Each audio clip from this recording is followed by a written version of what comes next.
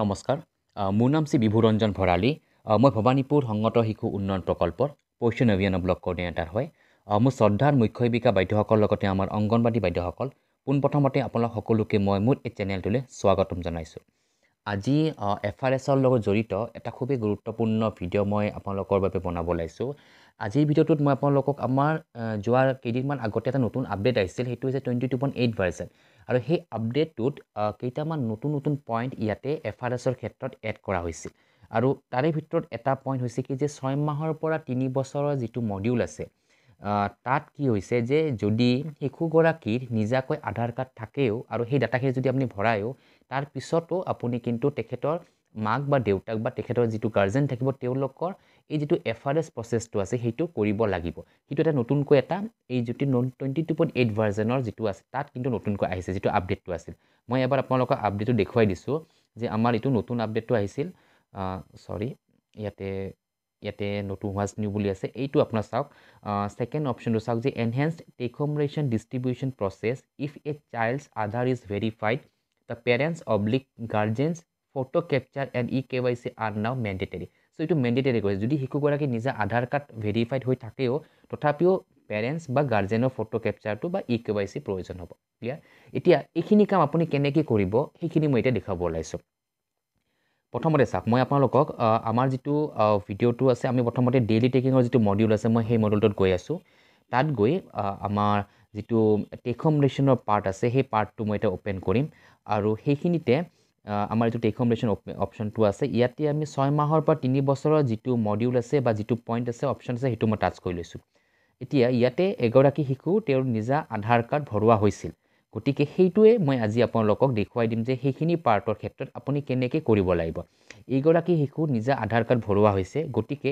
ভৰোৱাৰ পিছতো তেওঁৰ কেনেকুৱা ধৰণৰ আহি আছে বা কেনেকৈ আপুনি সেইটো ভেৰিফাই কৰিব লাগিব এতিয়া সো এতিয়া মই এই নামটোৰ লগত থকা take home ration option touch কৰি দিছোঁ ইয়াতে লিখা আছে কি beneficiary's parents oblique guardian photo is not captured and e-KYC pending মানে এইখিনি পাৰ্ট মানে পেণ্ডিং হৈ আছে মানে গাৰ্জেনৰ ফটো বা পেৰেণ্টছৰ ফটো ইয়াতে বা e-KYCটো পেণ্ডিং হৈছে এইটো হোৱা নাই ঠিক আছে আমি এতিয়া প্ৰচিড কৰি দিলোঁ প্ৰচিড কৰি দিয়াৰ পিছত নেক্সট আপুনি আকৌ এবাৰ এটা প্ৰচিড অপশ্যন টাচ কৰিব লাগিব ইয়াতে কনসেন্ট আহিছে এইটো একসেপ্ট এণ্ড প্ৰচিড কৰিব লাগিব একসেপ্ট এণ্ড প্ৰচিড কৰাৰ পিছত ইয়াতে তিনিটা ফটো আছে ওপৰত দেখা পাইছে আপোনালোকে এই বস্তুখিনি এবাৰ চাই ল'ব যে আমাৰ প্ৰথম আৰু যিটো শেষৰখন ফটো আছে ফাৰ্ষ্ট আৰু 3 নম্বৰ ফটোখনত তাতে ক্ৰছ চিন কৰা আছে ৰেড কালাৰ আৰু মাজৰখন টিক মাৰা আছে মানে এইটো কি বুজাইছে যে এখন ফটোত হোৱাইট কালাৰৰ শ্বেডো পৰিছে আৰু 3 নম্বৰ ফটোখনত ব্লেক কালাৰৰ যিটো শ্বেডোটো পৰিছে ছাটো পৰিছে গতিকে এনেকুৱা ধৰণৰ ফটো যদি আপুনি উঠাব যায় তেতিয়াহ'লে কিন্তু আপোনাৰ ফটোখন ইয়াতে একসেপ্ট নকৰে আপুনি ফটোখন যদি ৰুমৰ ভিতৰত লৈ একেবাৰে ভাল পোহৰ থকা হিচাপত ল'ব বা বাহিৰত যদি লয় তাৰ কাৰণে পোহৰটো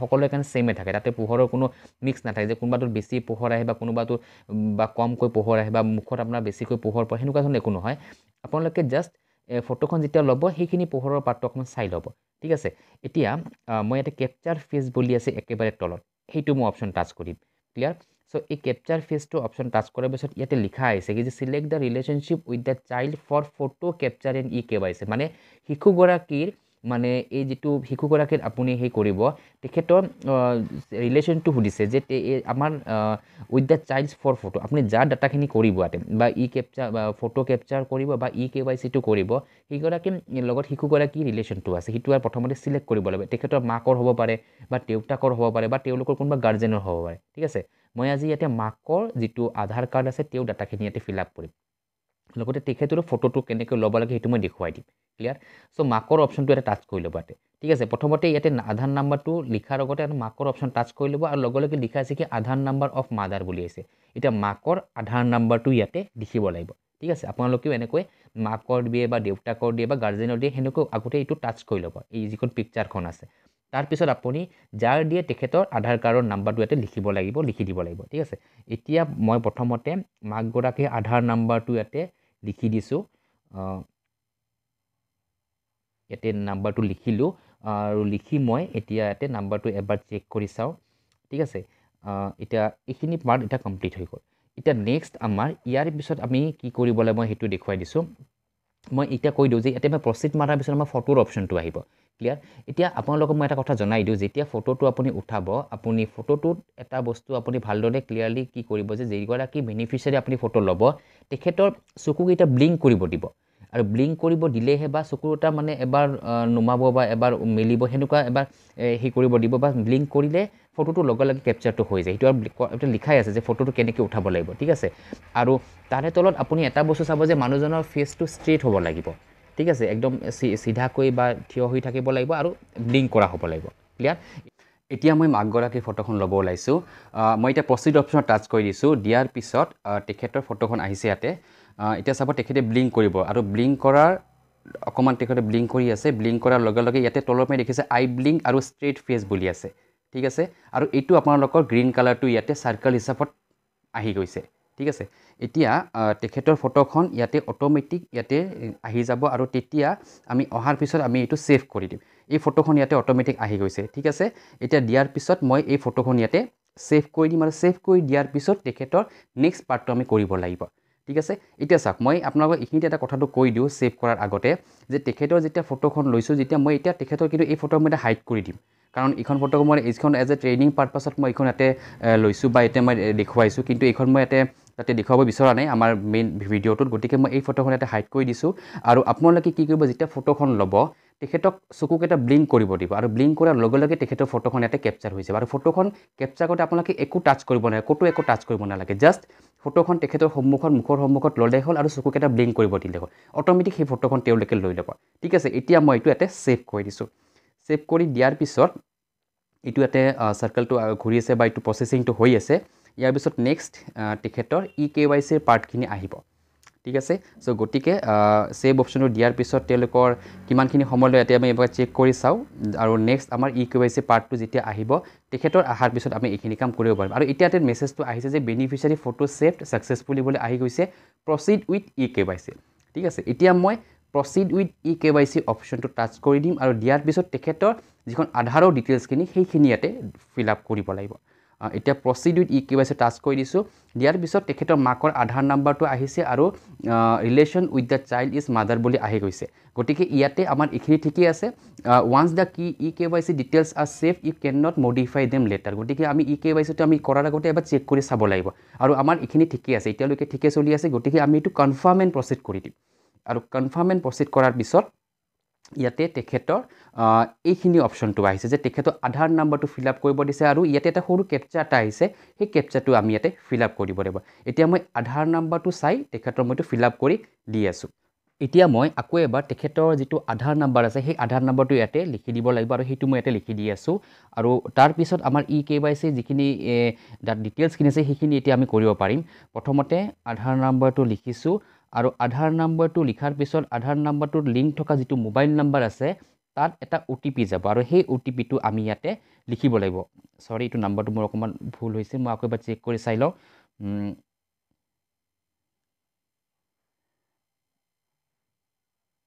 এইখিনিতে এটা ডিজিট থাকি গৈছে। আমাৰ টোটেল 12টা ডিজিট হ'ব লাগে, ঠিক আছে। আমাৰ এতিয়া 12টা ডিজিট হৈছে। এতিয়া এই যিটো বক্সটোৰ ভিতৰত যিটো টেক্সটটো আছে সেই টেক্সটটো আমি ইয়াতে লিখিব লাগিব। যদি আমাৰ কিবা কাৰণে এইটো ভিজিবল নহয়, অস্পষ্ট হৈ থাকে, তেতিয়াহ'লে আপোনালোকে ৰিফ্ৰেছ অপশ্যন বা ট্ৰাই এনাডাৰ কৰি দিলে আকৌ এইটো নতুনকৈ আহি যাব।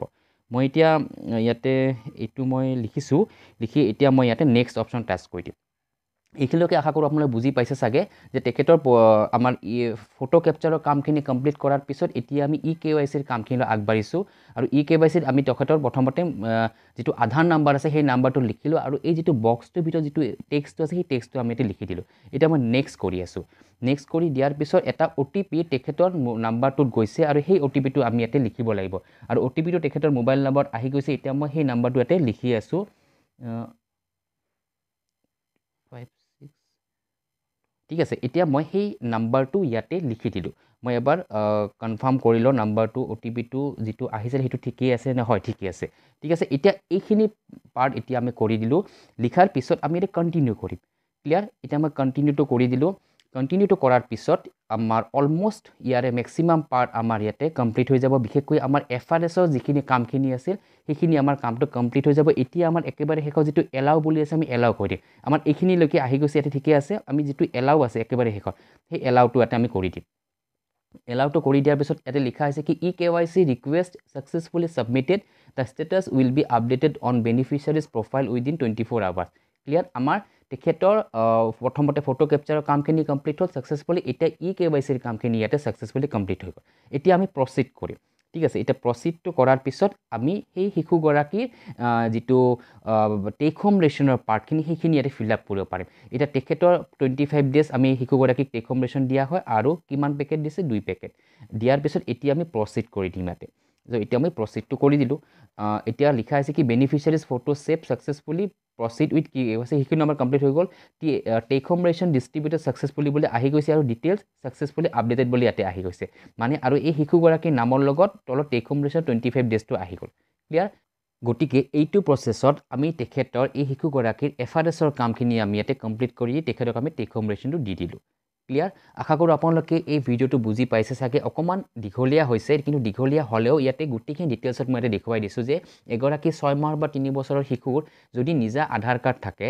চ' সেই আধাৰ কাৰ্ডখন লিখাৰ পিছত তেওঁলোকৰ ডিটেইলছখিনি কেনেকৈ ভৰাব লাগিব বা কেনেকৈ KYC প্ৰচেছত তেখেতৰ মানে এই ভেৰিফাইখিনি কৰিব লাগিব সেইখিনি ইয়াতে দেখুৱাই দিলোঁ ক্লিয়াৰ আশা কৰোঁ আপোনালোকে এই ভিডিঅ'টো বুজি পাইছে চাগে আৰু এইখিনি কৈ মই আজিৰ ভিডিঅ'তে সমাপ্ত কৰিব ওলাইছোঁ মই আপোনালোকক অনুৰোধ কৰিছোঁ কাইণ্ডলি ভিডিঅ'টো যদি আপোনালোকে শ্বেয়াৰ কৰি যাতে আমাৰ আন অংগনবাড়ী বাইদেউ কোনোবাই যদি এইটো ক্ষেত্ৰত কিবা অসুবিধা পাই আছে তেওঁলোকে যেন অলপ হ'লে যেন এইখিনি কাম কৰা যেন সহায়ক হয় বুলি আৰু এইখিনি কৈ মই আজিৰ ভিডিঅ'তে সমাপ্ত কৰিব ওলাইছোঁ বহুত বহুত ধন্যবাদ জ্ঞাপন কৰিছোঁ আপোনালোকক ভিডিঅ'টো চোৱাৰ বাবে ধন্যবাদ